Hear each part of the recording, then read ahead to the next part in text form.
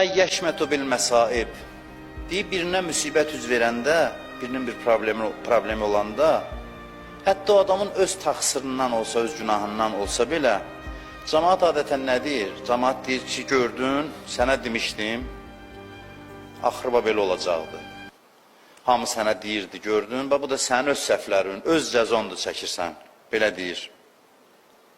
Neçə dəfə sənə demişdim axı mən, belə də olmalıydı. Dərhal öz başa düşdüyünü onun başına vurur, üzünə çəkir. Yəni, mən bilirdim, sən bilmirdin.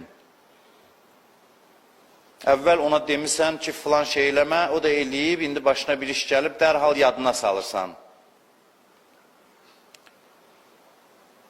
Belə yerdə adam gərək onun səhvini qabartmayaq ki, öz əməlinin cəzasıdır çəkirsən. Əksəriyyətimiz belə eləyirik. Belə eləməyə gərək.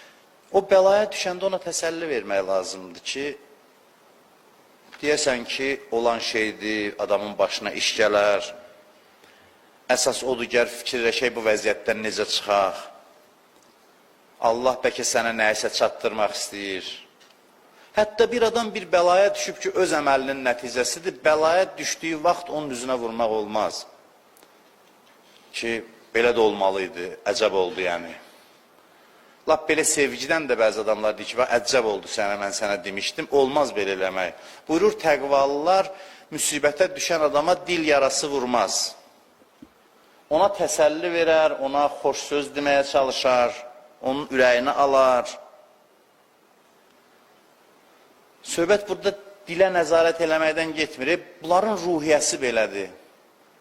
Bunun dili gəlmir bir adam, öz səhvinə görə də bir bəlaya düşəndə onun yadına salsın. Bunun dili gəlmir, bunu eləyə bilmir, xoşu gəlmir bunu eləməkdən. Bu bir əhval ruhiyyədir, bir haldır insanda, bir xüsusiyyətdir.